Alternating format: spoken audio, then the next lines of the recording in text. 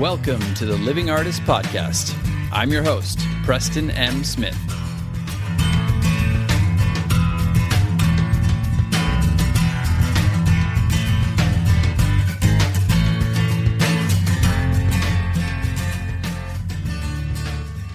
Hey, everybody. Welcome to the Living Artist Podcast. I'm Preston M. Smith, at PMS Artwork everywhere on internet land and socials. I want to thank you for landing on this podcast. Whether you're a professional artist, just getting started in the art world, a collector of art, or just consider yourself a creative person, this podcast has something for you. I like to think of it as a fun way to rant and talk to other creative people about living the life of an artist, surviving and getting ahead in the art world, and enjoying your life. But most importantly, not waiting until you're dead to make it happen. All right, let's get started.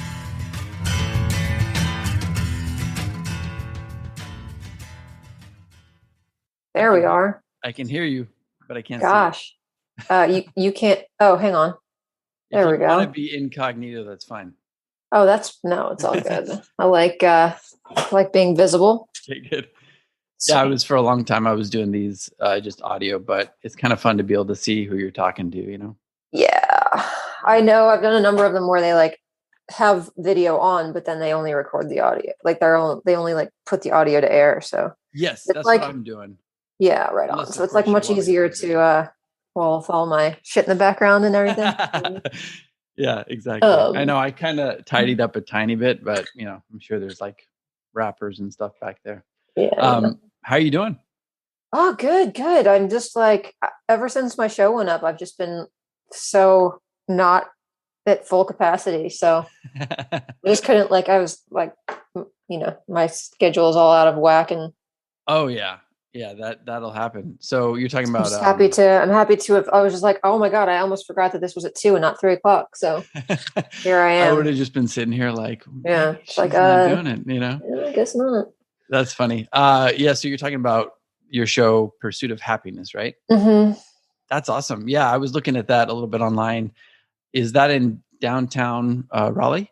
Yeah, that's where it is. It's nice. A storefront that I rented downtown. Cool. So how's that been? The process of, I'm all about doing things yourself. So I admire that. How has that process been, renting your own thing? I'm assuming you're having to kind of handle all the promotion and all that as well. Yeah, I am doing, well, I mean, thankfully I'm outsourcing a great bit of the promotion to Aaron and Nick. So you were in communication with, I assume. Yes, I was. But yeah, so that thankfully, because that's the best thing I ever spent my money on. Yeah. So I didn't have to think about it. All I had to do was focus on the logistics and get it going, Oh, that's nice. Yeah. So that, it's been a learning experience for sure. Surprisingly easy. And then also some unforeseen challenges that I kind of took for granted that now I appreciate galleries do, Oh, yeah. So I'm wow, I definitely don't want this to be my, I don't want to have a retail space at all, Oh yeah. Well, I work with a gallery here in LA. Well, they're in Hermosa Beach, Chalkbox, and some of the behind the scenes stuff. And it's a different animal. It's tough. Yeah. Yeah. Being skilled at sales, specifically art sales, is very different from just being having it on display and having people come in, Yeah. I'm going to just paint and put my stuff up and then they can handle all that. Yeah. It's and I thankfully I don't handle sales myself. I mean, I do in a way, because if someone comes to me, I'll definitely broker that deal, and I'm fairly good at it once it gets to that level. But in terms of engaging people up to that level, I don't have that skill. So I have staff who does it. And one of, I was about to say something I don't want to say on a recording, but one of my staff is more adept at interacting with people in that manner than the other. Both of them are fine, and I'm enjoying been great. And it's I'm also realizing that if I had it to do over again and I had more time, I would maybe interview a few more people and see who had the best rapport with in terms of a sales thing, Yeah. Well, I mean, and being comfortable engaging with people and knowing when to engage with them and all of that stuff. Sure. So is one of these people, I don't want to put you on the spot, but are they more kind of tech savvy, more internet based, or not so much in person? Yeah, I think so. Like, Yeah. I mean, they're people like very helpful and very eager to do the job and very enthusiastic and supportive and loves the job, like, being in there and does the job fine. It's Hmm. just like, I think the missing for me would be like, it would be something like, oh, hey, these guys came in and we're at like, I talked to them for a long time and they said this and this and this, and then they were kind of interested but wanted to wait.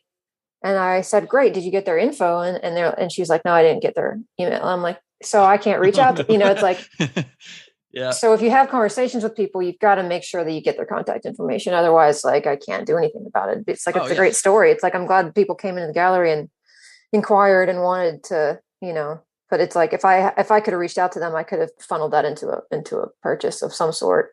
If not today, then later. Yeah, down the road. And it's one of So those things where people are, if they're interested, it's hard to kind of get them to take that next step and then like reach out, follow up again. That's kind of yeah, the burden should be on, I guess, either the gallery or the artist, you know. right. I mean, I always try it to is like like, take away as many steps as possible. exactly, like what I do know is like, you want to make the process as quick and painless for them as possible and don't give Yeah, them too much time to think, right. like, Right. and if they do like want to go away and think about it, then make sure you get their contact so you can follow up with them. Yes. Because if you don't, it's like, hey, like, I'm gonna like maybe look at the catalog some more and talk to my wife about it or whatever, and like, I'm like, okay, well, great. And it's like, you need to go away and confer and make your decision or whatever, but I want to be able to be like, hey, I think that's like, people sometimes, I mean, I do the same thing where I'm like, I need to think about it, and then I get that follow-up email and I'm like, oh yeah, that thing that I was going to get, like, I'm going to go ahead and get that now, Yeah, it's human nature. so and sometimes it's like, especially if you're making a purchase of that like level of seriousness, which is like a piece of original art, is A, not cheap, and B, like something you're going to live with for a while. Yeah. I understand why you would want to have it. Wouldn't be a decision that you would want to make frivolously, but Right. also you don't let people go that easily. Like, she's like, okay, like, are you interested in something? Like, yeah, but I think I'm gonna think about it. All right, well, come back anytime. It's like, that's No, it's not going to work. Like for me, when yeah. I have a potential collector in New York and they Hmm. reached out to me, followed up with me, sent me pictures of their place. I've Hmm. like photoshopped pieces in there and reached Yeah. out to them many times. And even with them, it's hard. You got to really take over at some point. Otherwise, they're still going to lose interest or just get busy with their lives, you know? Yeah, exactly. And it's like, people get busy, and I feel like, sometimes artists especially can be uncomfortable with the hard sell, because it's Yeah. like, well, if they were interested, they would ask for it. It's like, well, yes and no, but if they're not interested, they'll definitely let you know. Yes. So like, as long as they don't explicitly let you know they're not interested, then you can keep following up as many times as you feel like it's fair to do. Yeah, I think that's a good lesson for artists. I was like that for 10, 12, 14 years. Like I just was like, well, if they're interested, they'll come to me and they'll show me. And well, no, they're not going to. I mean, they might Yeah. express some interest at the beginning, but the burden's on you to kind of at least, follow up and talk with them and make them interested in your work even more. Tell them about your Right. process. I know a lot of artists don't even want to talk about their process. They're like, no, they'll figure it out on their own. It's hard to do. Like, I mean, it's hard. Like, I've hosted visitors in my gallery, like, by appointment. Sometimes I just don't know what to do. Like, I'm like, I want to let them look around and then ask questions. Right. I don't want to like lead them around and be like, so this one, blah, blah, blah, blah, blah. Like, I'm not a docent, you know? Hmm. Hmm. So it's a little, I mean, that is uncomfortable, but It is uncomfortable. I have gotten more comfortable, like, point blank asking people. So like, are you interested in something? Yeah. Interested in anything today? And most of the time they'll be like, well, like, we just want to look at the work and not in a position to buy. And I'm like, yeah, great. Okay. Well, keep the list and take some time to think about it. And then I have their, like, now that I make sure you sign the guest book, all that stuff. Yes. That's what I was going to say. Are Because at the you end of the fine day, getting their email? it's like, at the very least, I get their email address. And so I Yep. can, maybe today they're not buying, but like, maybe I have something going on and they're on my mailing list, and I like push that out. And then later on down the road, that translates into a sale of some sort. Well, yeah, the mailing list is great because it's Mm-hmm. one of those things where it's like a kind of subtle reminder, even if you're not reaching back out to them specifically about a sale. This is what I'm doing right now. And then they're like, oh, yeah, that artist that we really liked. We never ended up buying something. It's just a Right. nice little reminder. Yeah. Exactly. Well, so I saw you had some sales going on the show. Mm-hmm. Has it been pretty successful? Yeah, it's been pretty successful. I mean, well, opening night was really the most successful. Like I made the bulk of my sales happened on the night, and I've sold a couple of prints since then. But like walk-in traffic has been challenging, especially from, I mean, a myriad of factors. Like I know that downtown isn't quite back to normal in terms of People are still people freaked being out over like, there. people aren't, well, it's not that like people are still, well, they might be, but Hmm. offices aren't back in person. Yeah. Like most people are still working from home. And that might And so continue like you too. don't have, it might continue. Yeah. So you don't have like the weekday traffic that you usually would get like around lunchtime and stuff. And then the building that I'm in is Hmm. having renovation done on the exterior. So there's a bunch of scaffold and everything around. So it's harder Oh to yeah. find. Hmm. So there's that as well. That hasn't done me any favors. And then it's July. So like everyone goes out of town and it's Yeah. ungodly hot downtown. And like nobody, like if I had a day off, I wouldn't be going downtown and walking around in the heat. You know, I'd be going to the Right. lake or whatever. Well, not to mention the people who So aren't freaked out about COVID still. They're like, all right, let's get out of town. Let's go do something. yeah, it's like definitely like let's go to the beach, let's go to the, river or whatever. For sure. Yeah. So, but what we are doing is we're going to change our hours for the last, so we're open for one more month, and I'm going to revert to weekend hours only and then extend the hours, because I found that the times that I've been open on weekend evenings, like I've extended hours for, there was a block party going on and I stayed open. Oh, nice. And I got like 40 people off the street. So in Cool. like over the 2 hours or so that I was open. Well, it's actually really cool too that you made a lot of sales on opening night, because Mhm. I think that's something that a lot of artists think, oh, well, I'll make a lot of sales on opening night. In my experience, it doesn't happen very often because the gallery's full. People are like talking. You don't have a lot of time with a piece. It's like they come back and spend some time with it by themselves later, and then they'll buy. I mean, you'll get the odd sale here and there, but because, the fact that you got quite a bit of sales on opening night Yeah. is a testament to the show, probably. Well, we did great, and my assistant Janelle is excellent in that environment. So Mm-hmm. like she was just running around like churning and burning them like real fast. So, and I Cool. had a lot of people come to opening night who like knew what to expect and knew my work and everything, and like all but one of the buyers were people that I had known or previously met. Mm-hmm. So like fantastic. That's great. Um, Yeah, congratulations. and Awesome. I made back my expenses for the most part. I Are you? definitely made rent. Oh, great. Yeah. Mhm. So you broke even and then some. Yeah. Yeah, I nice. cleared break even. I'm not quite sure how much when I factor in all the additional expenses, but I know I cleared it. So And you still got like at the end, I'm another like, month. okay, I can breathe a sigh of relief, and now I can like, I'll have the month of July to figure it out, and then Yeah. by August I'll be like, professional. And I'm sure some of the people who, are still thinking about buying a piece, when they see that it's getting close to the end, they're gonna be like, oh, now's our chance. So I'm sure you'll get a few sales near the end too. Yeah, exactly. That's great. Have you been doing any like online sales through the show, or are you pretty much kind of funneling it right through the space? I've moved my print sales online because I know I can handle that. Mm-hmm. I will wait until the show closes to move the originals online. Okay. But I will be putting them online. Yeah. The one thing that I'm not sure about is like how to handle like large pieces and higher priced pieces. Like going for Yeah. sale online makes me a little bit nervous. I mean, I know it's done, but Yeah. It's funny that you bring that up, because I just sold like one of my biggest pieces online the other off day. of your own website. Actually, it's through a third party site, but they only take 15%, so it was a good sale. So, I do a lot of online art sales, and that's one thing I wanted to talk to you about, because I do also show in galleries, and I'm represented by a gallery, but I still get like 70% of my sales from online. I was interested if you were interested in that, or if you're kind of taking a more traditional approach to. Yeah, no, I'm definitely interested in that. I think online has really blown up in the last couple. Like, I know online art sales was always like kind of the last thing to catch up in terms of like legitimacy or whatever, but like especially since COVID happened. Oh yeah, on steroids. Yeah. People are more willing to buy online and do virtual galleries and stuff. So I mean, I'm all about it, and I would be interested to know some more about how you do that. Yeah, we can talk. That'd be awesome. Yeah. But for me, it was like I was happy that I had that kind of infrastructure, because when COVID hit, like I was able to not like skip a beat and keep selling, which is good, which a lot of people were scrambling at that time.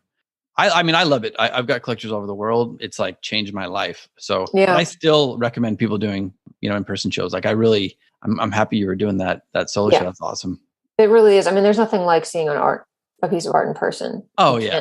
You can't just look at it on a virtual gallery and have seen it, Right. And if you've got texture and the colors are different, Exactly. it's hard to match that. Plus just getting the chance to be in the same room with, potential collector and talk to them is great.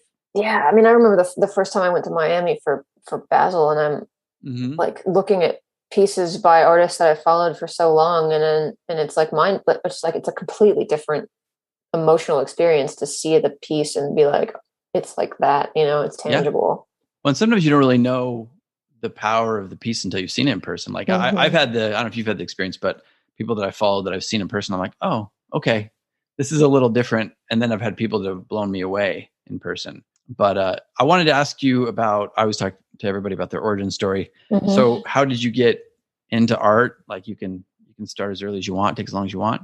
How did I get into it? I mean, I was born into it, I would say. Like I was born with it's like John Henry, born with a paintbrush in my hand.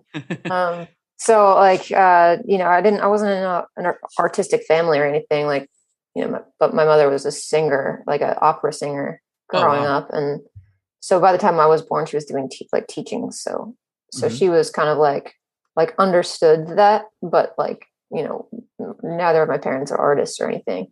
So I just started drawing at an early age and was fortunate enough to be supported and encouraged.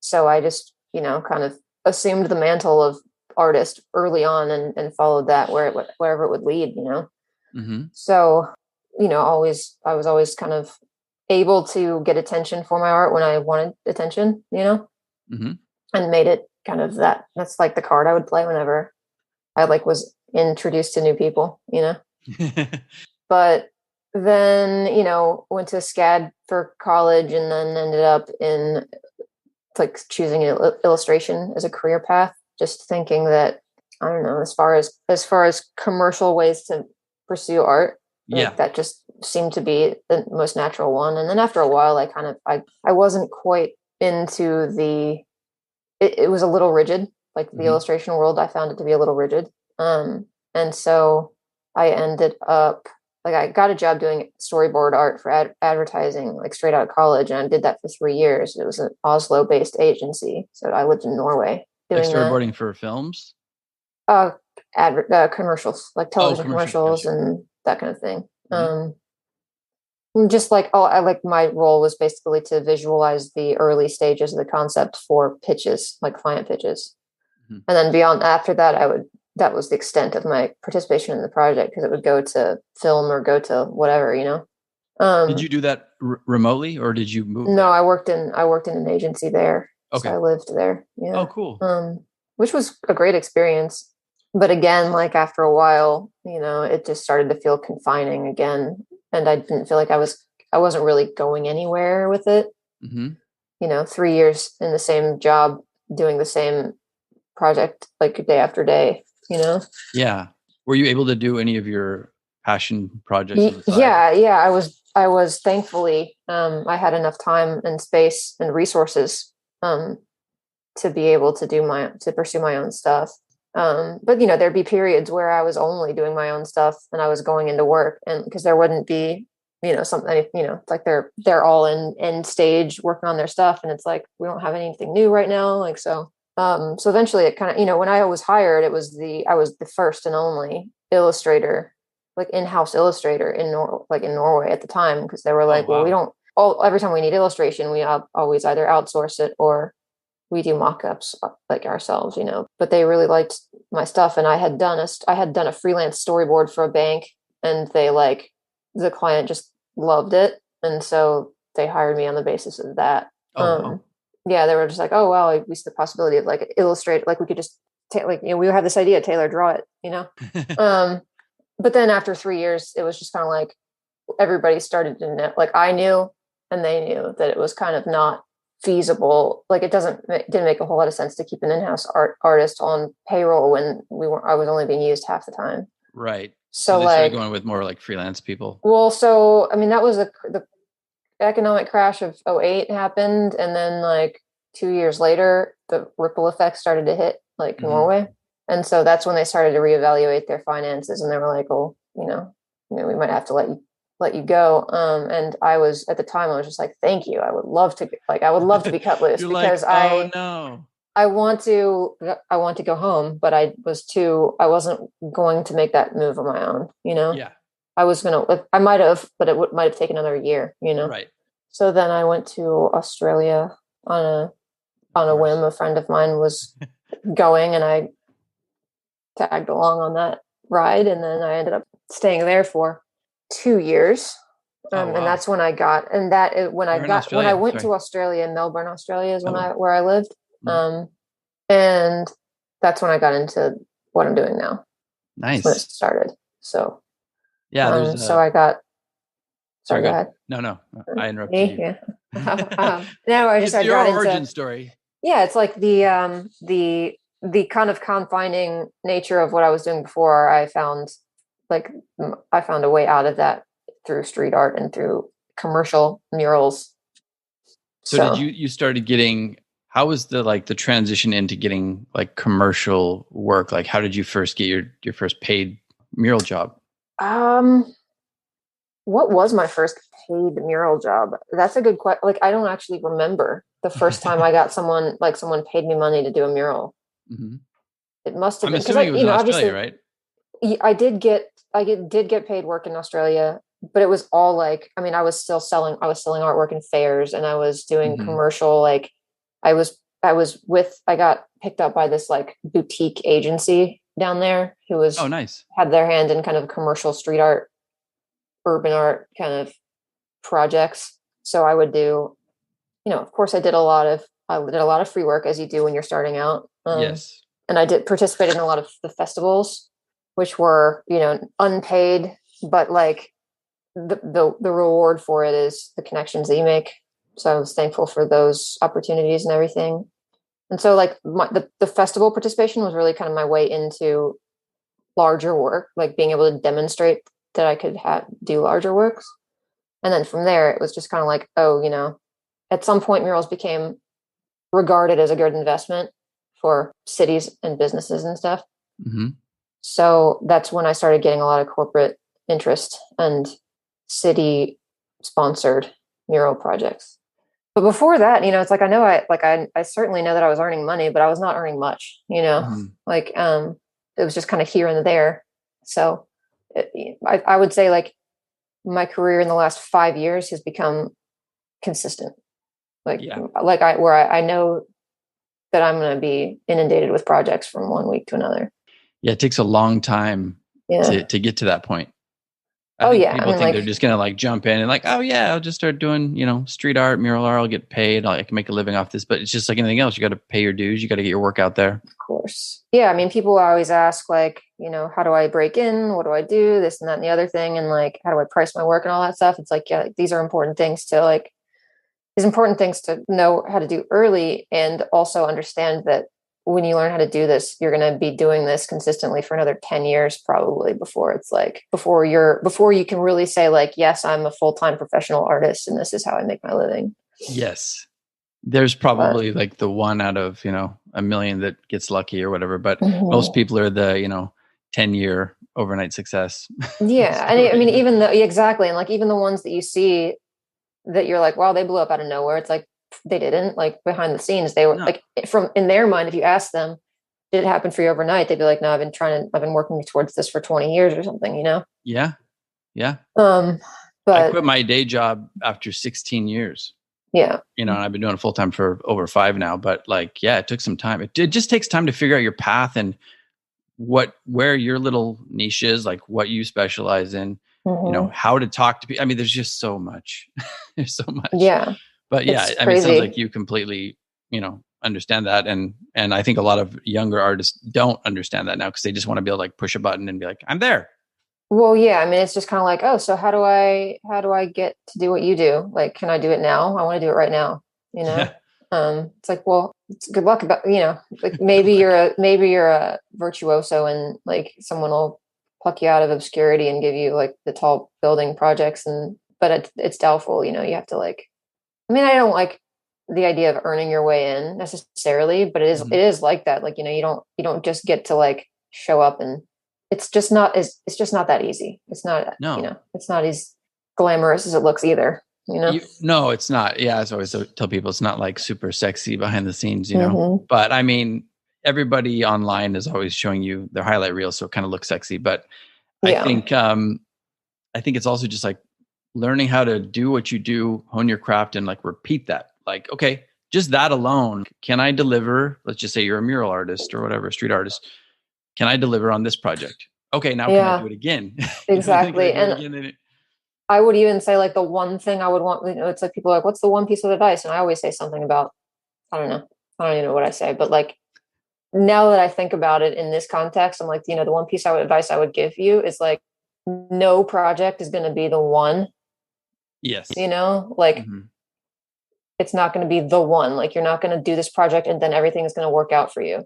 You're going to do this project and then you might hate it and you're going to have to live with it. And then you're going to have to continue, like then you're going to do another project, Oh yeah. It's like, yep. Or you might love it and you might think this is the best thing I've ever done, but then you expect the world to change after it's done and then it doesn't and you get depressed, Oh yeah, it's the come down. Yeah, the post post creative come down. I used to get deeply depressed after every project I would do. Yeah. Because I had that expectation that it was like, this is the one that I'm for. I'm finally going to prove myself. And after this project, like, then like, it's going to open up and I'm just going to have this smorgasbord of opportunities. And that doesn't happen. Like, it's just like, you do the one and then you complete it and you do your best and then you move on to the next one. Yep. And sometimes, especially early on, the next one might not be obvious just then, like it might not be like, okay, but now I'm like, okay, I'll do this project. And then 2 weeks later, I'm going to do another one.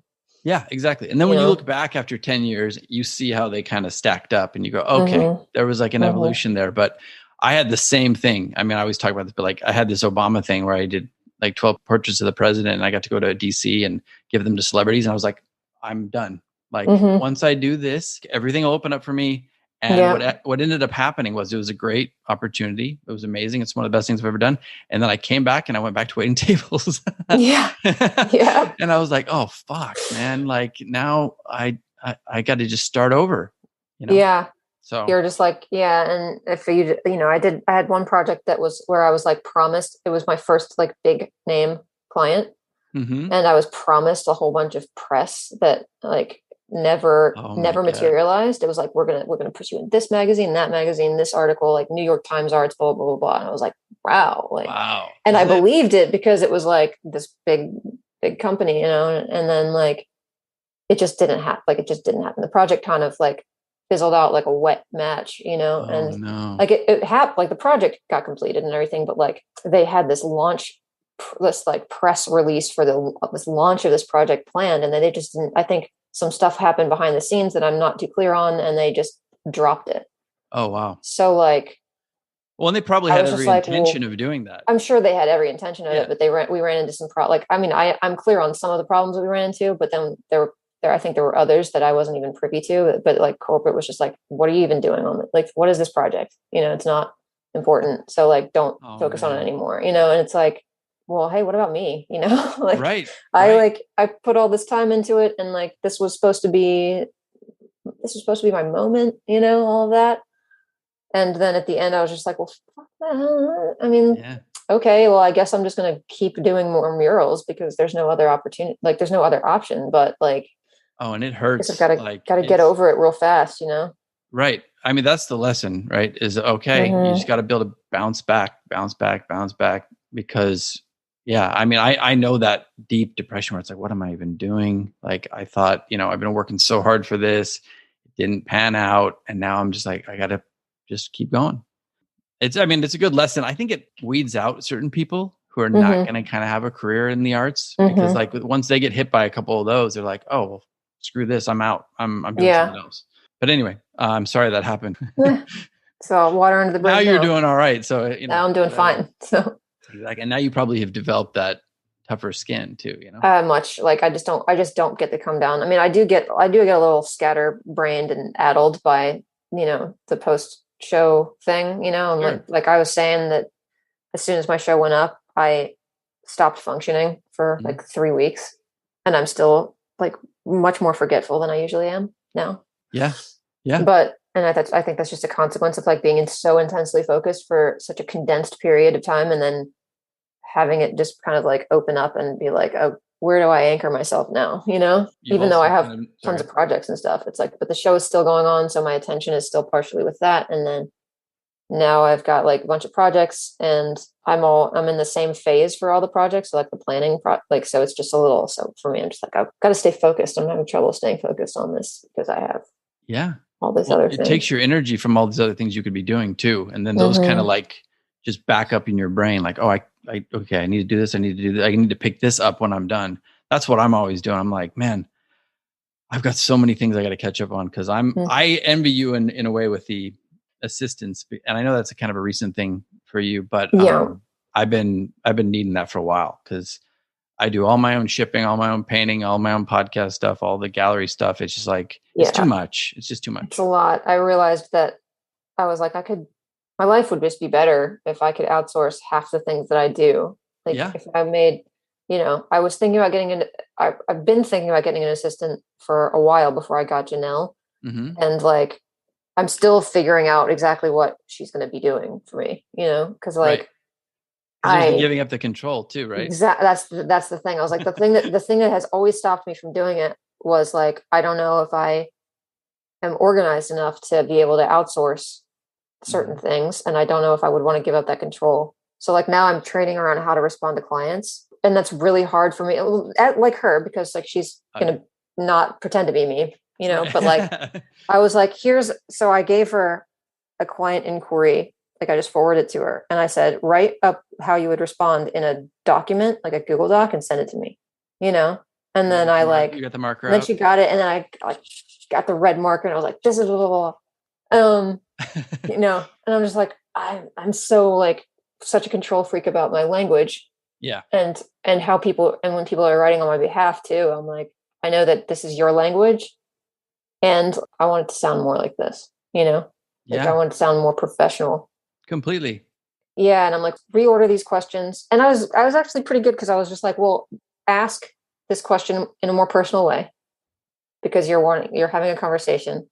Like, not like it was something really impersonal, but it was like, what business is this for? And I said, like, this is a conversation. So say like, tell me more about you. Like, and tell me more about because the inquiry was very like, I have a wall. It's this measurement. Can you give me a quote? And I'm like, who are you? Like, I want to know who you are, and like what your business is about, and whether it's indoor or outdoor, or whether the wall is primed already, or whether you want me to add that service into because it has to be done. So it can either be done by you or by me for an added cost, And so it was like, and like all of these questions. And then, so she sent it back, and I was like, okay, well, this is why, like, you should ask this question in a more personal way, and then ask these questions before you ask those questions, because it flows better this way. And like all of that. And like, she appreciated the training and everything. So, I mean, there's still a couple of things I would want to tweak. Like, she sent back a revision. I was like, that was much better. And then I changed it more and sent it to the client, So it was like, but it's just kind of like, okay, so if I want to have you do stuff, like, you're very capable of this, and this I would want a little more practice on before I like fully trust you to like respond to my emails. Yeah. Oh, definitely. But like, that's all just a matter of being willing to give up control and then trial and error and stuff. But like, as far as like packing and shipping things, like, holy crap. Like, I did a print run. So specific about that. Yeah. Like, I did a print run, and it took me like a month and a half to get through all the orders, and it wasn't even that many. Like, it wasn't even that many. It was like 20 orders. And but it's a lot when you're also busy too. It's a lot, because it's like, I also have to do all this other stuff. So, well, and then you also want to put your, like, I don't know about you, but I put my personal touch on like everything I send. I write like a personalized note and things like that, and it just takes time. It takes a lot of time. Yeah, like I don't have the time to do personalized notes for everything. Yeah, but I send like extra stuff. I send stickers and stuff like that. Like, I guess I wouldn't do a personalized note on a print. On original. On an original for sure. Yeah. Well, for me too. I mean, even like Instagram or something as simple as editing the podcast, I have my own flow, and I'm like, I've thought about outsourcing that. And I'm like, I don't know if I would trust somebody to even edit the podcast. Right. So I'm a little bit of a control freak too when it comes to that. But it sounds like you're ironing out the kinks and it's going to be working out for you. Yeah. I mean, I think I'm thinking like right now she's basically full time. Well, she and my other employee are in the gallery, and I'm sort of like using that time while they're sitting there, not getting visitors, to like train them up on email correspondence and stuff. But yeah, that's train Janelle up anyway. And then I think I'm going to start her off on like 1 day a week in the studio, and then maybe one other day a week, like doing whatever else, and see where we go. See how we go with it. Yeah. And is she an artist by any chance? Mm-hmm. Okay. Yeah. Well, that's the other fear. Like, what happens if they go, oh, okay, I'm done now. And I got to retrain somebody new, you know? Yeah. I mean, like, but nothing lasts forever, I guess. Like, right. Everybody eventually moves on. But like, I mean, I just like the artists tend to take the work more seriously. Mm-hmm. It's like, because they like want to be in a job that pays them money, but they want to be around art. Yeah. And so they're like, I have found, at least, like, people who aren't artists, I have a hard time communicating with, because I'm trying to be like, because artists will instinctively understand why certain things are a certain way in the context of like my studio work and stuff. Mm-hmm. So like, not an artist is just too busy being like, wow, like right. enamored of everything. But the artist is just like, yeah, it's art, okay, this is great, and it's really good, and I'm really honored to be here, like, working for you. But that's also a job, and I'm taking it seriously because I'm here to learn, Well, not only that, if they're an artist, they're going to be applying this to their own work at some point. Exactly. Right. So it's like a given. Yeah, it's like they're getting more out of it than just like X dollars an hour. Yeah, for sure. Well, I wanted to ask you to describe your work a little bit. I know people can check you out. Well, let's do this early on. Where can people check you out? Easiest place is Instagram. My handle is Taylurk, Taylurk. And then my website is taylorwhite.art. And my website's linked on my Instagram as well. Like, Instagram's probably kind of home base because that's where I put the most content most frequently, And you have a link tree, right? So you have all I have a link tree. So like, everything is there. So, and then Instagram and the website, I think, are probably the best places to go. Yeah. I like how when you go to your website, you're promoting, or when you open it up, it's like, boom, here's the show. Mm-hmm. That's great. Yeah, I try to make it as clear as possible, and yet I still have people being like, "Is the show still up?" I'm like, you obviously haven't even clicked on. Do you want to do some research before you ask me? But yeah, I don't know. I can't. I got to be a little compassionate, because I do the same. Where I'm just like, it's easier to just blurt out a question. Yeah. Like, as soon as I think of it, rather than like try to find the answer before I ask it. Yeah. Well, people are busy. That's the thing that I always try to remind myself is, especially online with social media, people are just so not focused and bombarded with so much crap. It's like, if they'll click through to anything, then you've kind of done your job right there. So, yeah, I mean, it's like, the one that I can't really abide as easily is like when I say something like, hours are, this is where it is. The hours are in the bio, and people comment like, where is it? Or they'll be like, when is it open? So what are the hours? I just said, like, so what are the hours? Like, this is the address. It's in the caption. The hours are in the bio. It's a one button. Like, it takes you way less effort to find the hours by clicking the link in the like going to my Instagram page than by like waiting for me to respond to that question. Yeah. So like, I don't quite get that, but I mean, I do get that either. Like, especially nowadays, people are pretty good at being able to navigate that. If you can't go to the Instagram page and just see that at the top, maybe you shouldn't be on social media. So would you say, first of all, I wanted you to explain your work. It's kind of like it's weird because I know you don't consider yourself like a pop surrealist, but there's definitely elements of that, I think, in there. You're a figurative artist. There's a lot of movement. There's a little bit of a design aspect to it. Would you say that's pretty accurate?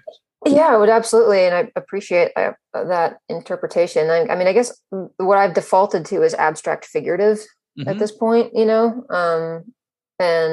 like, obviously there's a lot of kineticism and energy in it. And like, I guess I kind of like the nod to pop surrealism. And somebody else asked if there was like a nod to like vaporwave. And I hadn't thought about that, but I was like, yeah, it's probably fair because, I mix a lot of those internet elements into my work because of it, the nature of what I'm interested in at the moment, Right. And so like the kind of garish colors and digital motifs that are kind of speckled throughout the work and stuff like that's probably a fair assessment, and then like what else was I going to say? I don't know, I lost it. Well, I'll jump in while you're thinking. You've done a couple like augmented reality murals, right? I sure have. Yeah. I've completed one and another one is in progress. Oh, cool. Now, is that something that I'm assuming you have to have like a screen to be able to see it? Like if you point your phone or a certain app at it? It's visible through a phone. And so like, I know that there are ways. I haven't gotten into producing my own augmented reality, like programming that, like all of that has been outsourced. Yeah. So when I did the Google Fiber project, it was outsourced to this agency out of Portland for some reason. And then because that's what Portland does, I guess. And then but then this one that I just did downtown a couple months ago is being worked on by a local guy. Oh, cool. So, and I haven't actually been in touch with them lately. So I'm curious where they are in that process, but I know it's still going on because they're scheduling like interviews and stuff for the next week and everything. But I know that there's an artist friend of mine, Human, is doing a lot of AR work that she's actually, to my knowledge, dabbling in her, like producing herself, because you can use this program called Spark to do it. And so I think that's probably the next thing, like when I get a moment. So there's like another one too, be curious about and like try to figure out how to do my own thing, because that's a controlled issue too. It's like when the Google Fiber project came out, I was just like, I was pretty disappointed with how it turned out, given like all the information that I gave them and given all of the meetings that we had and all of the like support and validation of the ideas that I gave them, I got in the moment, and having them be like, oh yeah, actually we can't do that because the technology isn't there. And I'm like, if you had told me that from day one, I would have done a completely different thing. Yeah. Or so now it's like, I was like, I designed the project based on the idea that we could do, this list of things. And we had like months of meetings about it. And then finally the project came out, and I could tell that they were just demoralized by the whole project because they realized they couldn't do it too. And then they presented it, and I was like, what the fuck is this? I mean, it's like, if I didn't have that expectation if I didn't have the expectation of what it was going to look like and then saw it, I would probably be impressed, because I was like, oh, that's pretty cool. Like it doesn't, I never thought that you could actually like, boop. But because we had all those talks about it, I was like, listen, this is not what we talked about, and they kind of sold you on it at all. Yeah. And then it was like, well, we can't really do anything about it now. Right. It was like, this is it. And so I was just like maybe if I had that skill, like I wouldn't have to deal with crap like that. But yeah, well, and it's a skill that you'd have to develop too. It's like all exactly. I mean, it's like, but I think that the Spark program is pretty intuitive from what I can have gathered from what I've heard from other people. But I can't say it's like, it would have been so easy if I just went into this program I don't know and did like this, that, and the other thing, and then I could get my vision out. It's like I probably would be frustrated too. Yeah. Oh, yeah. And like the bottom line is that project was not what it should have been, plainly and simply. So, but that's another example of giving up a little control, right? And maybe being disappointed by not being able to do it yourself. Right. Yeah. And then, just having to be okay with it. It's like, okay, that project is out there. It is what it is. It is what it is. Yeah. And it's good. Yeah. It's just not what I expected it to be. It's not something you wouldn't like promote. It's not that bad. It's not something I wouldn't promote. No. Like I'm not hiding they are, but there's not much to promote at this point, because it's like it was put into a Google Play app, and then it was never expanded to iOS. Oh, really? And I don't have a Google Android phone, so I'm like, I'm not going to get one just to promote this AR thing. Oh, wow. So like, I don't think most people expanding that? I don't think so. Huh. I think that's just a dead project. So interesting. It's still out there. Like people can still access it, but it's like you have to, in order to access it, you have to know about it, and then you have to download the app to your Android phone, and then you have to go there. It's like we were talking about before. It's like giving them more steps to do. Yeah, people don't. I don't know. It's so hard to get people to do anything. Yeah. Um, do you think augmented reality? Like I have it on my website, for example. Like just basic. If you're trying to buy a print, you can put on your phone and point it up at your wall, and this is how it's going to look on my wall at a certain size. That's really cool. But do you think that type, like the project you're talking about, do you think that kind of augmented reality has a major future? And then kind of a sub question, are you doing anything with NFTs at all? I hate talking about Oh, NFTs, but it's like all most artists are talking about, it seems like. So maybe we should just talk about it a tiny bit.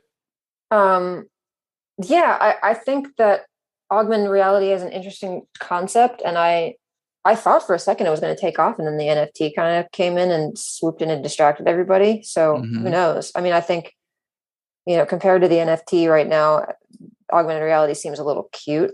You know what I mean? Yeah, exactly. It's like, oh look, I can like hold up my phone and blah blah blah, and then but the NFT is like edgy and cool, or like Yeah, supposedly. right. I'm Allegedly. not interested. Like, frankly, I'm just not interested in NFT. Like, I think it's a fad. I think the concept that it's built on is not a fad and will Hmm. go somewhere. But I think like, everyone's jumping on this whole like NFT art, and I'm like, it's a digital art that you display. Like, I don't get it. And I Well, it's don't like if really you have a want to screen do in it your either. home and you're just going to display pieces of NFT art that you own, I mean, that's fine. But That's like, I also think it's a fad. I think the bubble has already burst a little bit. Like, I think some yeah, people are still like, I've got a friend who's actually doing fairly well with it. But it's like, for me, it's like, it's a whole, I said, how much time does this take up? He's like, oh, it takes up a lot of time. And I'm just like, I don't know yeah. if I want to completely, I don't have the energy to get into something else right now. But I don't think NFTs are going to be like the answer for a lot of Yeah. artists, maybe some. What do you think? Yeah, I think it'll be good for some people, but like literally everyone is now jumping on it. Yeah. And so when you have everybody flocking to a thing, it's like it loses some of its luster automatically, first of all. And then it's like you have people making NFT work who maybe aren't suited, like maybe their work isn't suited to NFT work. Like Right. I think it's probably like a boon for artists who work in the digital space and have worked there forever and have Yeah. had their artwork not taken seriously because it's not like real. Yeah. Then all of a sudden Beeple shows up and is like, yeah, fuck all of you, and I thought he deserves every bit of what the attention he's getting for sure. And he actually showed like way back like a year ago or more a year, like he showed it like the NFT display format that he had been working with. It was like Hmm. plexiglass and like whatever, and I was like, actually, like, you would get me to take that seriously if it was like that. But if it's just like an LCD screen and some digital animation, and that's your NFT that you're hoping to make Or like these digital trading $60 million off cards. of, then it's like, I mean, I'm not super interested in that. But Yeah, I'm not sold on it. But I will say there is one element that I think, at least I heard about another artist who was doing this, and they were actually making it work for them with your murals. Like, it's another way, because you know how it doesn't have to be digital. It can literally be a picture. It doesn't have to have any moving parts or anything. It can just be like a print almost. And you could almost sell pieces of your murals that way. But I mhm. hear you. I'm like, I still, everybody tells me to get into it. I've started and stopped so many times. I'm just like, I'm not there. I don't think it's going to Yeah. be something for me, but it could be, who knows? I don't I know. think, it's like whenever I did this augmented reality mural, and I don't want to go too much into this because it's an active project, but like Yeah. they floated the idea of making it into an NFT. Hmm. And that was like right kind of at the end of the crest of the hype. And Yes. I was just like, no. I just said no. I was like, I don't, first of all, this is an augmented reality project, and we probably don't want to like distract from it by trying to cash in on this NFT thing that most of us probably don't know enough about to like do it successfully. Yeah. And I don't want to turn myself into a joke. So, Right. Right. Well, that's the weird thing um, too. Like people like abandoning their normal art practice and just being like, now I'm just a pure NFT artist. yeah. Well, you better hope that it works out for you. Because like for somebody like you or me or people that I know that are actually making a living doing art, Hmm. um, that's a big risk to just go, okay, now I'm focusing on something completely different that I have no idea if there's going to be a viable future for. Hmm. But anyway, I just thought I would ask. I don't want to talk about NFTs too much. Yeah. I mean, some people are getting really into it, and like, I can tell that they're having a good time. So like, Yeah. fine. Like, it's a little bit culty at the moment, which is probably fine for the people who are involved in it, because then it's more a controlled environment for them to like trade in. So yeah, but you're right. It's a flooded market right now. So even if there is money to be made, how do you even get seen right now? Right, It's exactly. crazy. It's like if I were really a diehard and I was really into it, like I would just wait for the noise to filter out, and then the serious people will remain, and then you can like get to work on stuff. Exactly. So. Yeah, that's good advice. Yeah. All you NFT people out there, pay attention. So I want to talk a little bit about business, because for me personally, that was a big thing when I made that transition from being like the whatever tortured, starving artist person to like, okay, I can actually take some of this in my own hands and learn about the business side of it, and kind of direct my career a little bit. That's when everything opened up for me. And I was like showing work. I was in galleries and I was doing this, but I just wasn't making a living. How important is that to you, making your art a business? And do you think of it as being like an entrepreneur? Actually, would you give me a second? Because I just noticed something. Oh, sure. That I might have messed up my schedule a little bit. And no problem. Like I was talking about how I'm like forgetful, and I had 2 back-to-back things coming up. Like I have another interview scheduled like right now. Oh, really? Well, we can do kind of like a quick summary to end if you want. I don't know how long we've been going. Would that work for you? Because I don't want to. Yeah, that's fine. I think that this next one is probably one that they had trouble scheduling, and so I don't know why it got pushed like right to now. But I just jotted a note to them and just saying I'm going to be a little bit late. But no, I'm just going to say real quick. So for people listening, we're going to kind of wrap this up pretty quickly. But I'm going to do can I do like a couple rapid fire at the end, because that's what I always end with? Yeah, sure. Let's do that. Awesome. So I ask a number of questions. One, I'm just going to say, okay, so advice to your younger self coming into the business or in life or whatever. Do you have anything that you would impart on your younger self? Yes. I mean, I think I said it earlier too. The biggest thing is, well, I'll say like in the broadest sense, like not everything is about you. So right. Like relax. And then secondly, like again, like now I'm going to pivot from that. I'm going to say whatever you're fixated on right now that's taking all of your energy is not going to matter in even like a month. So like maybe a week.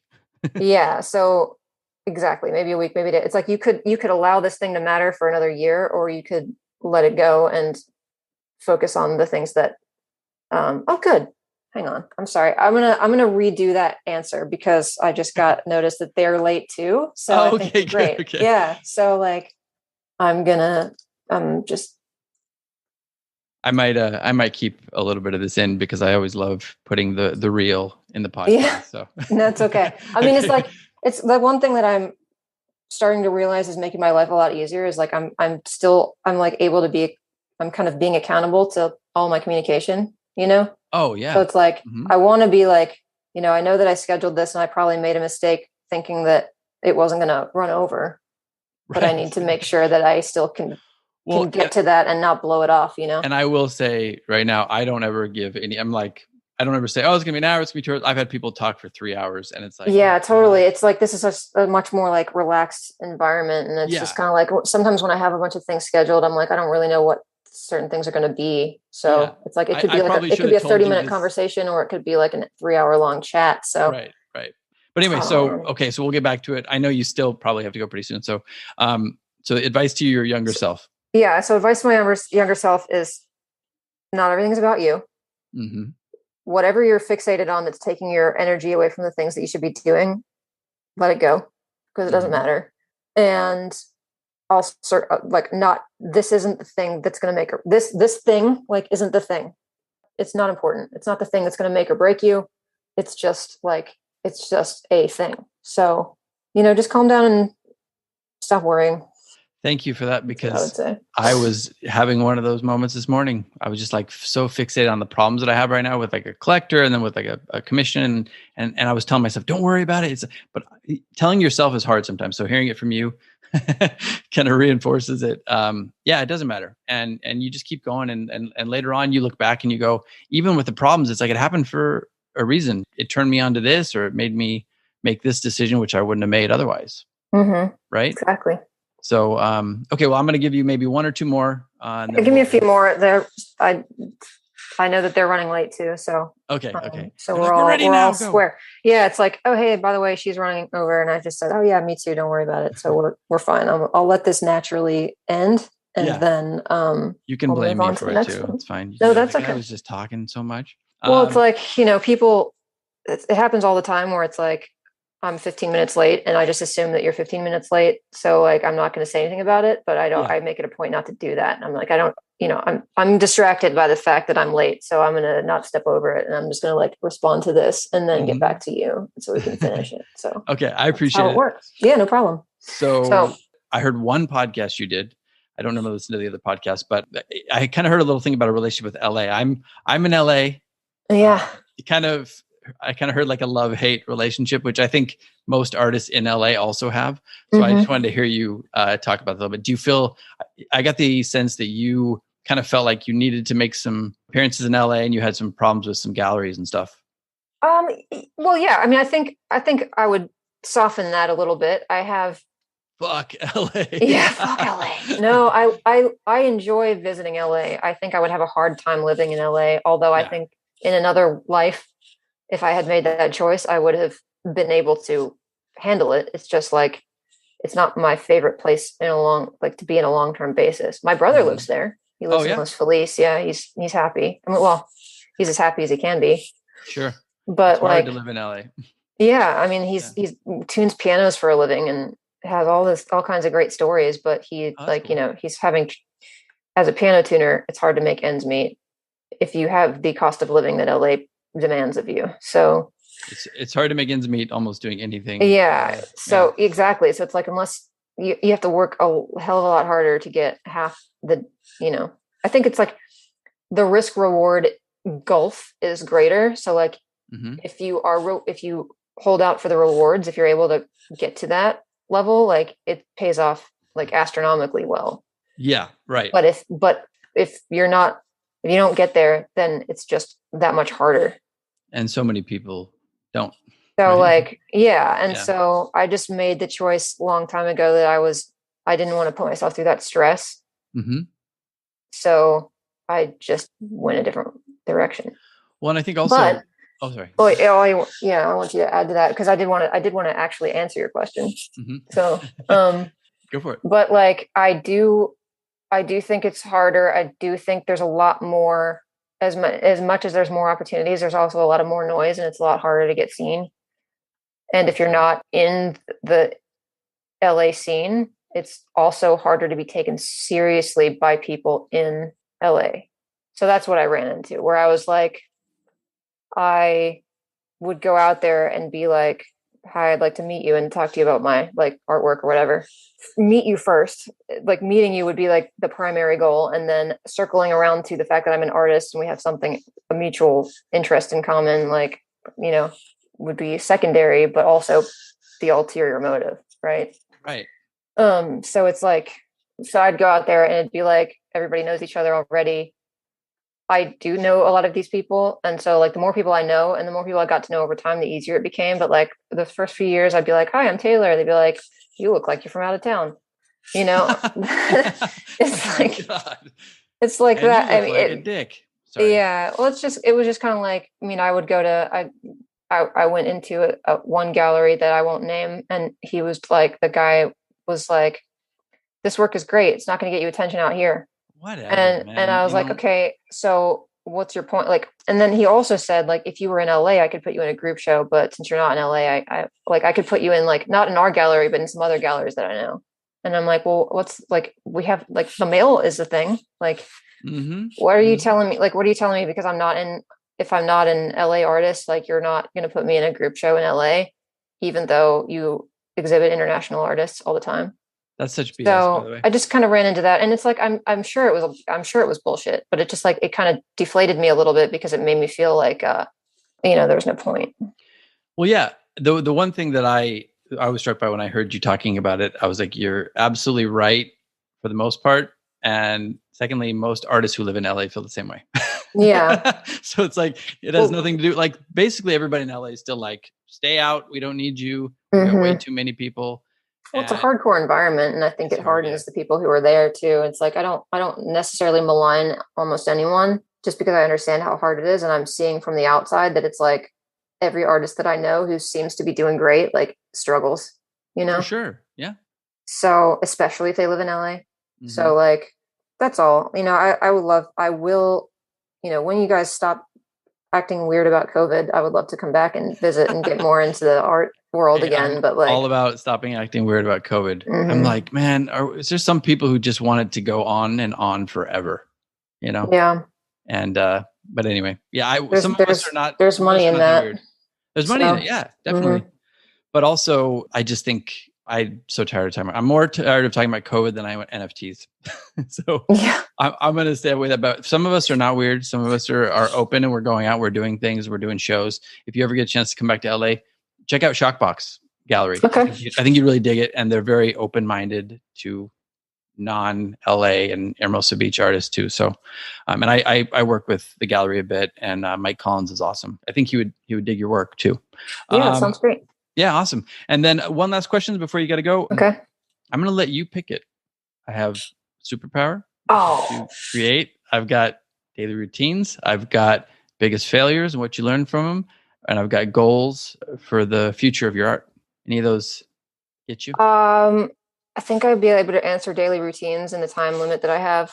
So I found that if I stick to a regular schedule, like a regular daily schedule, I get a lot more done. I don't stay up late. I don't even work past 7 most nights. I get up in the morning around 7 o'clock, 7:30, let the dog out, get my coffee.